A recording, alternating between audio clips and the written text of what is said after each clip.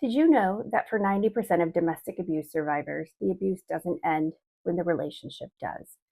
Many report that post-separation abuse goes on for years, sometimes even decades after they've left. Are you trapped in a nightmare that was supposed to be over? Did you finally leave thinking you were free, only to find the war has just moved to a new battlefield? Is your ex now using the courts, your kids, and your money as weapons to keep you chained to their chaos? Are they trying to bleed you dry emotionally and financially and make you feel like you're going crazy? Let me be clear.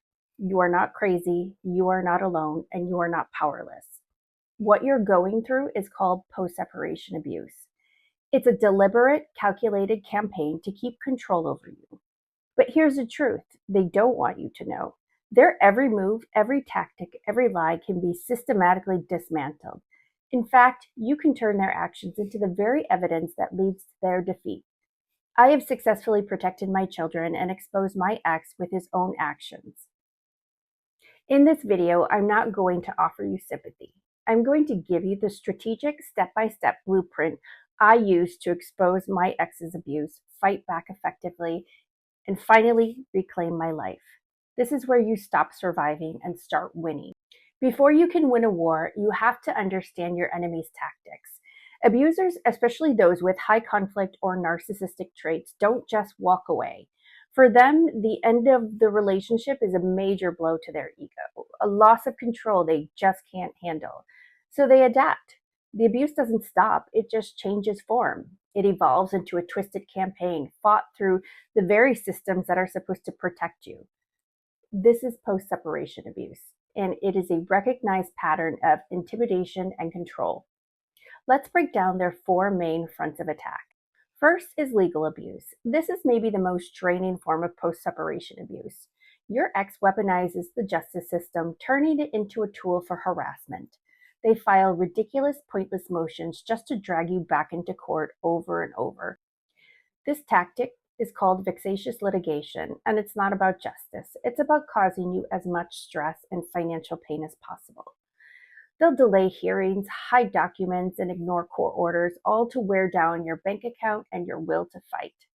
They might even make false reports to the police or Child Protective Services, knowing that even baseless accusations can trigger investigations and cause incredible trauma. The goal is simple: make the process so painful and expensive that you just give up. They would rather pay their lawyer to keep fighting you than pay you what you're owed. Their second front is financial abuse. Control is often about money, and that doesn't change after you leave. In fact, it usually gets worse. Your ex might refuse to pay court-ordered support or pay it randomly to keep you in a constant state of financial panic. They might hide assets, lie on financial forms, or try to get you fired by harassing you at work or spreading rumors to your boss. They might rack up debt in your name or refuse to pay for their share of the kids' expenses, forcing you to carry the whole load. This isn't about not having the money. It's a strategy to crush your independence and your ability to care for your kids, hoping to force you back under their control. The third front is co-parenting sabotage and parental alienation. When children are involved, the abuse often doesn't end. It just shifts. For many of us, our ex uses the kids as their most powerful weapon. And I want to be honest with you, what I'm describing here isn't hypothetical. These are things I personally lived through. Your ex may start what's known as counter-parenting, intentionally doing the opposite of what's best for your children just to undermine you. They'll ignore custody schedules, make decisions behind your back, and stir up conflict in your children's lives. I've had medical updates and school information hidden from me. I've learned about major decisions after the fact, things like psychological evaluations or IEP assessments that were initiated without my consent. And when I asked questions, I was told it was none of my business what he does during his parenting time. Let me be clear, these aren't good faith co-parenting mistakes. These are calculated efforts to isolate, discredit, and erase you as a parent. Especially if you had to flee an abusive situation or survive in crisis mode, they'll twist that into a weapon against you, trying to paint you as unstable or unfit. And then comes the deeper betrayal, parental alienation, where they manipulate your children into believing lies about you.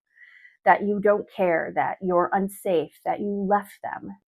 They position themselves as the hero, the victim, the stable one, and cast you as the problem. The fourth and final front is psychological warfare. This is what fuels all their attacks. It's the nonstop grinding effort to destroy your peace of mind. They'll use gaslighting to make you question your own sanity and memories. They'll bombard you with endless texts, emails, and phone calls, often pretending it's about co parenting. They'll launch smear campaigns, spreading vicious lies about you to friends, family, and even court officials to cut you off from your support system. They'll stalk you online and off to make you feel constantly afraid. They might even threaten to harm you, your kids, or themselves to manipulate you. Every one of these acts is designed to destabilize you, to make you look crazy or unreasonable in court, and to drain the emotional energy you need to fight back. If any of this sounds painfully familiar, I want you to take a deep breath. Acknowledge how horrible it is, and then let that feeling turn into resolve. Because recognizing the playbook is the first step to tearing it apart. If the abuser's best weapon is chaos, your best weapon is calm, organized truth. In the legal system, your feelings aren't facts. Your pain is real, but it's not evidence. A court doesn't care how you feel, it only cares what you can prove. This is the hardest truth to accept, but it's also the most empowering. Your path to winning is paved with proof. Meticulous, relentless, and objective documentation is the single most important thing you can do in this battle. It's your armor, your sword, your shield. This isn't about just jotting down notes when you're upset. This is about becoming the most disciplined historian of your own life. We're going to build a fortress of facts that their lies can't penetrate. Let's break down exactly how to do it. Step 1, the mindset shift from victim to reporter. First, you have to shift your mindset. You are no longer a participant in their drama. You're a reporter on the scene. Your job is to observe and record everything with cold, detached accuracy. Every interaction, every message, every broken promise is a data point. Take the emotion out of it. It's not, he sent a nasty text that made me cry. It's, on July 24th, 2025 at 9:15 p.m. I received a text from him stating, "You'll regret this. You're a terrible mother and you'll never see the kids again." Facts, not feelings. This objectively won't just make your evidence stronger in court, it will also help you emotionally detach from the abuse. Step 2, the documentation trinity. Your 3 essential tools. You're going to create 3 core systems: the log, the binder, and the digital vault. The log is your daily diary of abuse. Use a notebook, a password-protected computer document, or a secure app. Every single incident, no matter how small it seems, gets an entry. Your log entries must include date and time, be specific, location, where did it happen, what happened, a factual description. Use direct quotes when you can. If he screamed at you during a pickup, write down exactly what he said. Witnesses, who saw or heard it, get their name and contact information. This is huge. Testimony from friends, family, or neutral people can be incredibly powerful. Evidence. Know what proof you have. For example, a screenshot of a text save, voicemail save, and then the impact of their behavior on your children. Note how the kids reacted. Child A started crying and hid behind me. Child B refused to get out of the car. This directly connects the abuser's behavior to harming the children. Log everything, every late support payment, every late pickup, every threatening email, every time they badmouth you to the kids. I know it sounds like a lot, but courts need to see a pattern of behavior to understand coercive control, not just 1 or 2 big events. Your log is what reveals that damning pattern. The binder. This is your physical library of evidence. Get a big, sturdy binder with lots of tabs. This will be organized, professional, and ready to go for your lawyer or for court. Your section should include communications, printouts of every single text, email, and social media message. Highlight the abusive parts. For text, use screenshots that show the date and time. Keep financial records. This is key for proving financial abuse. Include bank statements showing missed payments, receipts for all the kids' expenses you paid for alone, and any proof you have of hidden assets. Court orders and violations. Put a copy of every court order right at the front. Behind each one, keep a running list of every single violation, referencing your main log for the details. You want to keep the children's records. Copies of report cards, doctor's records, and emails from teachers. These can show how the abuser's chaos is affecting the kids and can shut down lies about your parenting. If you have any police and medical records, if you've ever had to call the police or go to the doctor because of their abuse, get copies of those reports. They provide powerful third-party proof of your claims. Witness statements. If friends or family are willing to write down what they've seen, include their signed and date statements. Next is your digital vault. This is your secure, cloud-based backup of everything. You have to assume your ex might try to destroy your physical evidence. You need a backup. Use a service like Dropbox or Google Drive. Scan every document from your binder and save it. Save every screenshot, photo, and audio or video recording. But first, check your local laws on recording conversations. Organize your digital files just like your physical binder. Share the access with your lawyer and one other trusted person just in case. I know becoming this meticulous feels like a full-time job. Right now it is, but every entry in your log, every receipt in your binder, every file in your vault is a stone in the wall you're building around you and your children. You are turning their chaos into a calm, irrefutable library of truth. This is how you take your power back. If this is hitting home and you're starting to see a way out, take a second to click the like button. It helps YouTube show this video to more people who are stuck in this same nightmare. And if you know someone who's going through this, a friend, a family member, a coworker, please share this with them. You could be throwing them a lifeline they desperately need. And don't forget to subscribe and hit the bell so you don't miss the next part of this strategy. Once your armor of documentation is solid, it's time to go on the offensive. But this isn't an emotional warfare, it's a strategic one. Your goal isn't to stoop to their level, but to use their own behavior against them in a calm, controlled, and calculated way. Let's cover the 4 key counteroffensives: communication, court, finances, and child protection. Counteroffensive 1. Mastering communication with the gray rock method. Your abuser thrives in your emotional reactions. Your anger, your frustration, your tears, that's what tells them they still have power over you. The gray rock method is how you starve them of that. You become a boring gray rock, uninteresting and unreactive. All of your communication must now be BIF, brief, informative, friendly, and firm. No longer emotional paragraphs, just the facts. Use as few words as possible. Informative. Stick to logistics about the kids or finances as required by your court order. Do not take the bait on accusations or insults. Keep the conversation friendly. This is the hardest part, but it's gold for court. Keep a civil, polite tone. Thank you for letting me know.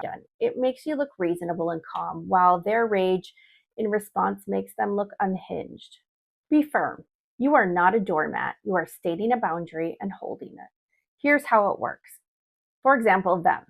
In a long abusive text, you are a joke of a mother. You always look a mess. No wonder the kids don't want to be with you. I'm coming to get them at 5 p.m. on Saturday instead of 6. You deal with it. Here's your response the next day. Per the court order, pickup is at 6 p.m. on Saturday. The children will be ready at 6 p.m. Thank you. That's it. You don't defend yourself. You don't argue. You just state the fact, which is your court order and the boundary. They will probably explode. Let them. Screenshot it, log it, add it to your binder. Every unhinged response to your calm gray rock communication is another gift of evidence for you. And trust me, you will have a lot of it. If you can, try to use a court-monitored app like Talking Parents or our Family Wizard whenever you can. They create a perfect record for the court of who is the calm parent and who is the abuser. Let me know in the comments if you are currently using a court-monitored app and your thoughts on how this has helped you manage and document co-parenting with your toxic ex. Counteroffensive 2. Conquering the courtroom by starving the narcissist. The courtroom is their personal theater and they expect to be the star. They will lie, play the victim, cry, and try to get a reaction out of you. Your job is to be the most boring person in the room. You do not react. When they lie about you on the stand, you sit calmly and you write a note to your lawyer. Don't gasp, don't cry, don't shake your head. Judges see everything. They see the abuser's drama and they see your calm, dignified composure. Your composure under fire is your testimony. It screams that you're the stable one. Work with a lawyer who understands coercive control and narcissistic abuse. A lot of lawyers aren't trained to see these patterns. Ask them directly, what's your experience with high conflict personalities and post-separation abuse? If they brush you off or say, it's just a he said, she said thing, they are not the right lawyer for you. A good lawyer will help you present your mountain of documentation as a clear story that paints an undeniable picture of abuse for the judge. Counteroffensive 3. Protecting your finances by building a fortress. You have to assume they'll continue the financial abuse, so get proactive. Separate your finances now if you can. Open a new bank account at completely different banks. Get a new credit card that's only in your name. Freeze your credit. Contact the 3 major credit bureaus, Equifax, Experian, and TransUnion, and put a freeze on your credit. This stops them from opening new accounts in your name. Document every penny. Track every single support payment, the date it was due versus the date you got it. Keep every receipt for the kids if you can. Demand accountability. Don't let missed payments slide. Work with your lawyer to file for contempt when they violate court orders. Every time you hold them accountable in court, you prove their pattern of noncompliance. Counteroffensive 4. Shielding your children with a co-parenting firewall. Protecting your children is the most important thing. Your best defense is a highly detailed, court-ordered parenting plan. The more detailed it is, the less room they have to cause trouble. It should spell out exact pickup and drop-off times and locations, and which party will be doing the picking up and dropping off. It should set rules for communication, like all communication will be on the court-monitored app. It should clearly state who makes what decisions between health, school, religion. Crucially, if you share joint legal custody, get it in black and white that both parents must approve or sign off on any medical, therapeutic, or educational assessments or appointments. This is non-negotiable. I have seen abusers schedule psychological evaluations for their children, not out of concern, but to create a weapon to use against the safe parent in court, blaming them for the children's trauma. They do this to make the survivor look unstable and unfit from day one. I've also seen them initiate school assessments for things like a 504 or IEP without the other parent's knowledge or consent. The worst part is that sometimes these professionals and institutions fail to do their due diligence. In my situation, I was told by a professional that my court order was invalid and that only one parent's consent was needed, even though it was legally and morally wrong. They also failed to accurately document things, creating a biased and incorrect record. A crystal clear clause in your parenting plan is your first and best line of defense against this specific insidious tactic. Include a rule that forbids bad-mouthing the other parent in front of the children. When they violate this plan, and they will, document it. When they try to alienate the kids, document that too. Keep a separate log of things the kids say, like, Daddy said you don't love us anymore. But never ever engage in negative talk about your ex with your children. Your home has to be their safe harbor.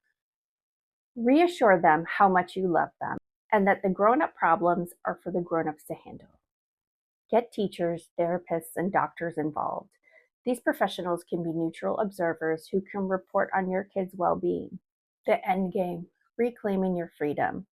This process is a marathon, not a sprint. It can go on for years. You'll get tired. You'll want to give up. This is exactly what the abuser is counting on. Winning isn't just about a final court order. It's about outlasting them. It's about rebuilding your life while they stay stuck in their cycle of hate and control. So your final strategy, and the most important one, is to build an impenetrable support system. If you let them isolate you, you become vulnerable. Find a therapist who specializes in trauma and domestic violence. Join a support group for survivors of narcissistic abuse, whether it's online or in person. Reconnect with trusted friends and family who believe you. These people are your lifeline. They're the ones who will remind you how strong you are when you forget it. This entire campaign is designed to make you feel isolated, crazy, and powerless. You win not only by defeating them in court, but by proving them wrong. You do it by building a life filled with peace, stability, and joy, things they will never have. You win by healing. You win by thriving. So let's recap the blueprint for turning your ex's abuse into their defeat. First, understand their playbook. Recognize legal abuse, financial abuse, co-parenting sabotage, and psychological warfare for what they are. Calculated tactics of control. Second, forge your armor through documentation. Become a meticulous reporter. Use the log, the binder, and the digital vault to build an irrefutable case based on facts. Third, launch strategic counteroffensives. Master communication with the Grey Rock method. Stay unshakably calm in court. Build a financial fortress and create an ironclad firewall to protect your kids. Finally, commit to the endgame. Build your support system and focus on your own healing, because your ultimate victory is the incredible life you will build from the ashes of their abuse. This journey is one of the hardest you will ever take, but freedom is on the other side. Their power is an illusion built on your fear. Your power is real, and it's built on your courage, your discipline, and undeniable truth. You've got this.